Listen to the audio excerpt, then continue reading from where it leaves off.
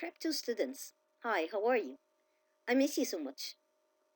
Hope you're doing well and staying safe at home. Today we will take the story of the second term, which is called The Red-Headed League, and it's written by Sir Arthur Conan Doyle. Let's start. Have you ever asked yourself, what's the meaning of the Red-Headed League? It's a group of people with red hair. It's a group of people with red hair. And before starting with chapter 1, let's find more about the writer and talk about him. Let's read about Sir Arthur Conan Doyle. He was born in 1859 and died in 1930. Sir Arthur Conan Doyle was born in Edinburgh, UK. He studied to be a doctor, but he also liked writing stories. After university, he became a doctor and a writer. He wrote stories and books about history. Conan Doyle is famous for the character he invented, which is called Sherlock Holmes. He wrote a study in Scarlet in 1887. It was the first of 60 stories about Sherlock Holmes, a detective who lived in 221B Baker Street in London in the 1880s. He solved lots of crimes and mysteries with his friend Watson. These stories were very popular, and many people believed that Sherlock Holmes was a real person. So, number one, read about the writer Sir Arthur Conan Doyle and answer the questions.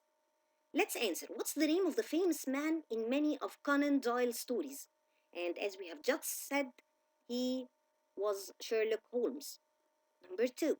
Which of the words in red in the text mean the following? Number one. What's the meaning of found an answer to a problem? Solved. Number two. Something that means true and it's not false. Real. Number three. Things that people do that are bad or wrong. Let's look at the paragraph quickly. Yes, crimes. A person who finds the answers to problems or mysteries. What do we call this person? A detective. Things that are difficult to explain. Mysteries. A person in a story. What do we call a person in a story? A character. Very good. So let's answer. Are these sentences true or false? Number one. Sir Arthur Conan Doyle was born in London. It's false, of course. He wasn't born in London. He was born in Edinburgh. Number two. He didn't become a doctor because he wanted to be a writer. It's false. Why? He became a doctor and a writer. Number three. Sherlock Holmes was a real detective who lived in London in the 1880s. No, it's false. Sherlock Holmes was a character. Number four. Conan Doyle wrote books about art. Did he write books about art? No.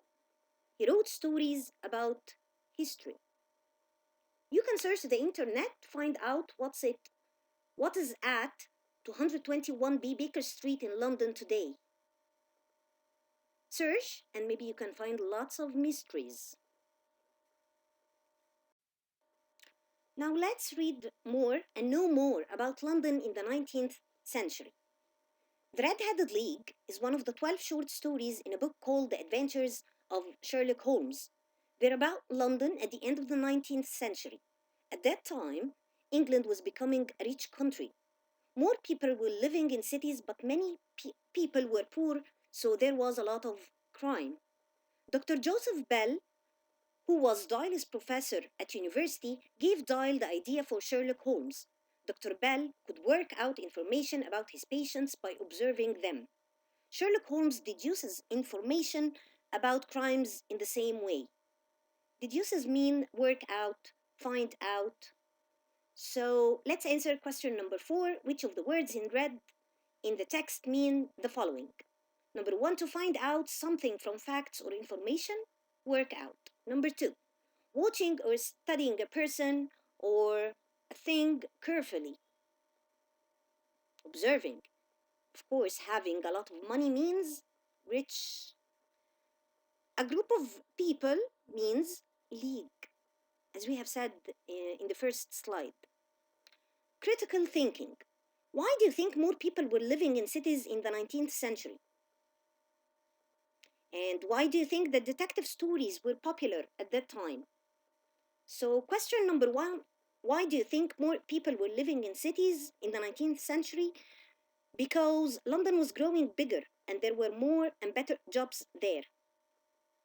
Number two, why do you think that detective stories were popular at that time? Possibly because crime rates were high and people wanted to read about them being solved. Okay.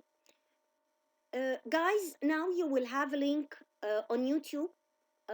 It's a movie about the Red-Leaded Heat Chapter 1. You have to watch and listen to the chapter, and then we will answer some questions. So, after watching the video, let's answer question number one, match the words and the definitions. I will start with letter A. Let's ask ourselves, someone who works hard outside, for example, a building, a road, or a house. What do we call him? Who's this person? Yes, he is laborer. B. What's a book with information about many different subjects? Yes, encyclopedia.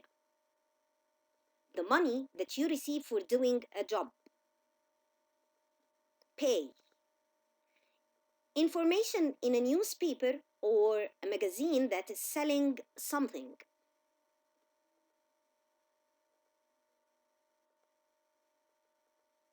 Advert. It's answered. The feeling that you have when something unusual happens. Surprised? Yes. Someone who helps someone else do their job? Yes, assistant.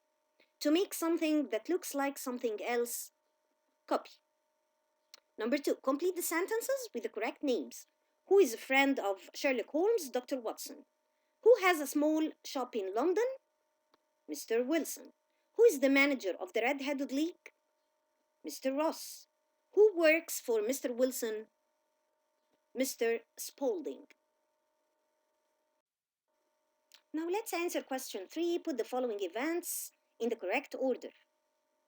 Let's see what's the first incident. Number 1, Mr. Spaulding showed Mr. Wilson an advert for a job with the Red-Headed League.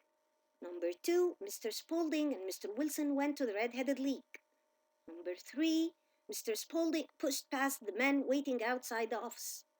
Number 4, Mr. Ross told Mr. Wilson that he could have the job if he started the following day. And the last one, Mr. Wilson agreed to start the work the following day. Answer the following question. Number 1, what was Mr. Holmes clever at? Solving crimes. Why was Mr. Wilson surprised when he was listening to Mr. Holmes? Because everything Sherlock Holmes said about him was true. What's unusual about the Red-Headed League? They only employ men with red hair. The work was unusual. Why did Mr. Wilson accept the job? Because the money could really help his shop. Find an example in the story that shows us that Sherlock Holmes is a good detective. Now, let's answer some critical thinking. Number 1, why do you think Mr. Spaulding wanted Mr. Wilson to get a job with the Red-Headed League? Number 2, do you think it was unusual that Mr. Ross gave Mr. Wilson the job? Why or why not? Do you think that Mr. Wilson will find it difficult to do both his job and his job in the shop? Why or why not? Please answer these critical thinking and you can send me the answers anytime. Bye for now, and tomorrow we will take chapter 2. See ya, bye.